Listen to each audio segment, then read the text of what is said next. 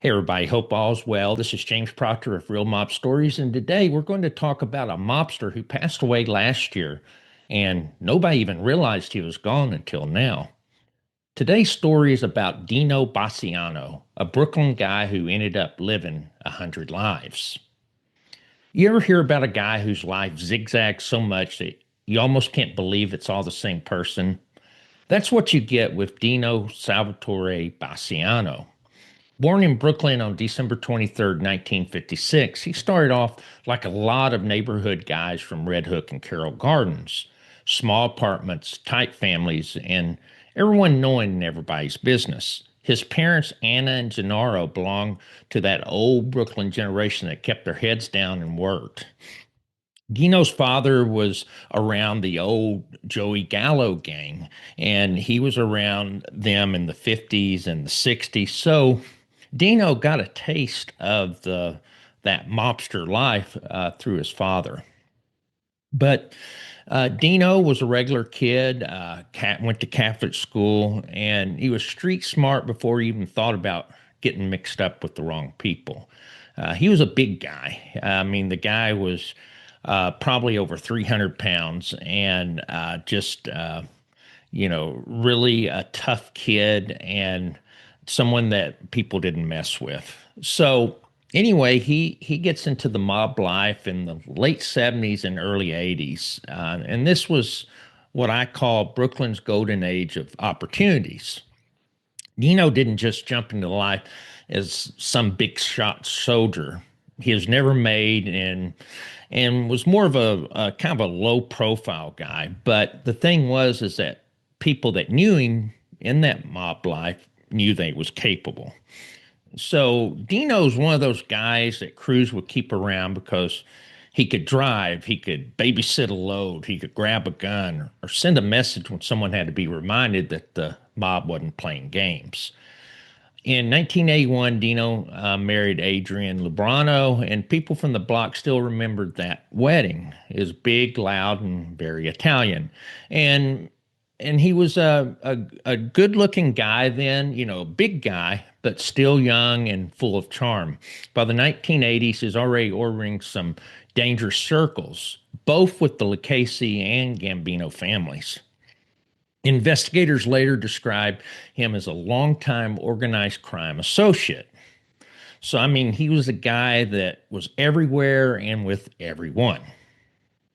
So, if you want to understand just how far downhill Dino slid, you can look at December 2nd, 1991. By then, the Lucchese family was under Vic Amuso and Anthony Gaspipe Casso, and they were in full paranoia mode.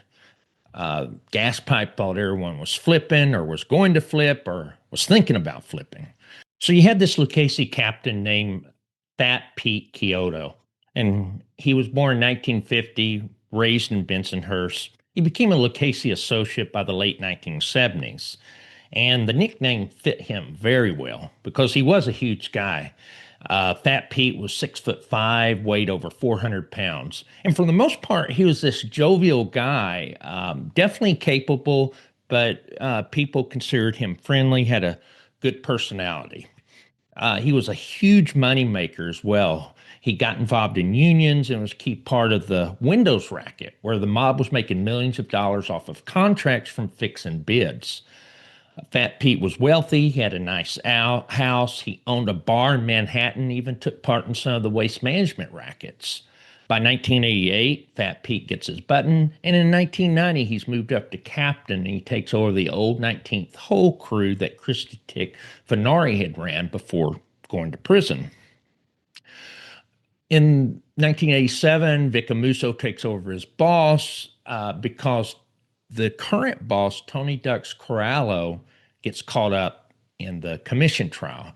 Tony Ducks got his name because he is always able to duck indictments, but his luck finally ran out, and Ducks goes to prison for 100 years, and Vic Amuso takes over as boss. Anthony Gaspipe Casso becomes Vic's chief lieutenant, but it was really Gaspipe who was calling the shots. Fat Pete was involved in playing hits for the ever increasingly paranoid gas pipe, who started thinking that everybody was a rat. Eventually, the hammer comes down on the windows racket and Fat Pete is picked up. Gas Pipe and Little Vic knew about the indictments because of the two corrupt NYPD cops that were on Casso's payroll. So they actually go on the lam and they allow Fat Pete and everyone else to get picked up. So Fat Pete was facing life in prison, so he decides that he's going to cut a deal. He's going to plead guilty, but he didn't ask for permission to plead guilty. And so Gas Pipe Casso is pissed. He said that he's going to take him out for doing that. He accuses Fat Pete of being a rat and all that, and it's not true. He just pled guilty and was going to take a lower sentence. So Fat Pete realized that he was a marked man. He started staying in his house. He wasn't getting out. He knew that that there were people looking for him. So he decides he's going to skip town. But he had a car that needed to get repaired. The car he was going to use had some repairs that was needed, so he goes to a local garage to get it done. But he's being followed and stalked by a Lucchese assassin team. And so anyway, Fat Pete goes to the garage to pick up his car, and he gets ambushed and shot 12 times. And believe it or not, Fat Pete survives. And he survives because his fat actually prevents the bullets from penetrating vital organs. Everyone thought that Fat Pete was killed, but then they realized that he wasn't, because now Fat Pete does decide that he's going to cooperate. And so, again, like I said, Vic Amuso and especially Gas Pipe was just paranoid. And they just weren't in their right mind. And what Gas Pipe decided to do broke all protocol when it comes to the mob. They decide that they're going to go after a family member of Fat Pete. And the family member was Fat Pete's sister. And so this is where Dino Basciano gets involved. And so Dino, like I said, was an associate. He had done work for the Gambino family. Now he was doing work with the Lucchese's. As we know, his father was involved there in Red Hook, was part of the old Gallo gang back in the 60s and 50s and 60s. And so anyway, they decide to have Dino take part in what they were going to call a killing of his sister.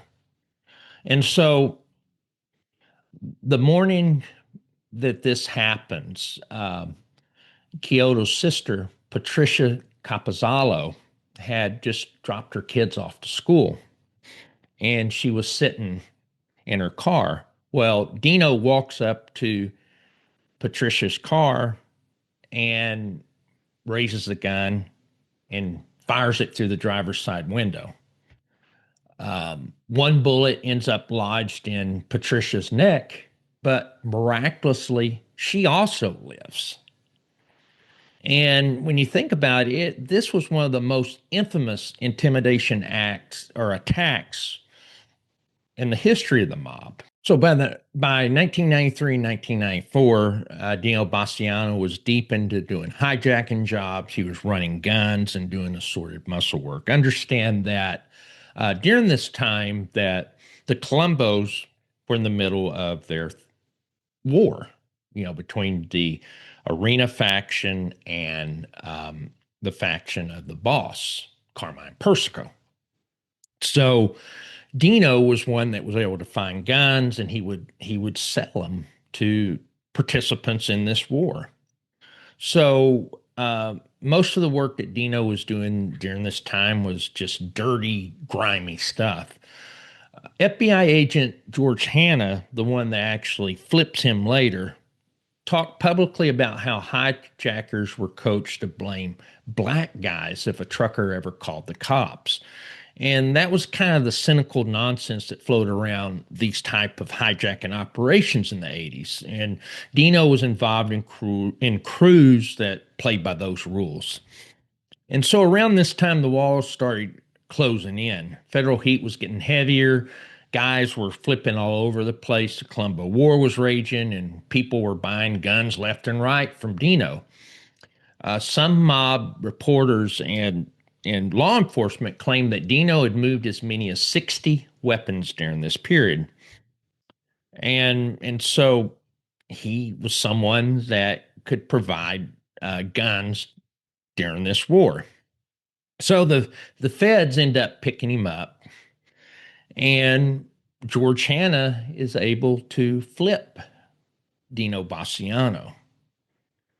When word hit Red Hook that Dino had flipped, it really stunned the old neighborhood. One guy told the Daily News that he couldn't believe it. Dino? No way.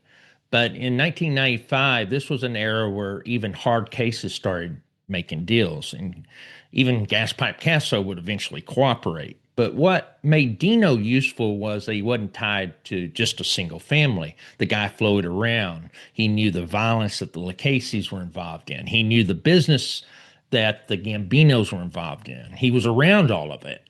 You know, he was a pipeline for guns. He did hijackings. He collected, basically bringing, collecting money that was owed. And so he knew how the targets were chosen. And Dino was facing decades in prison, about 50 years. And so he decides he's going to cooperate to cut it down dramatically.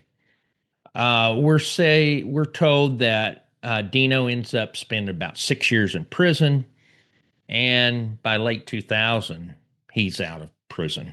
So Dino Bassiano at this point starts testifying in mob trials for the prosecution.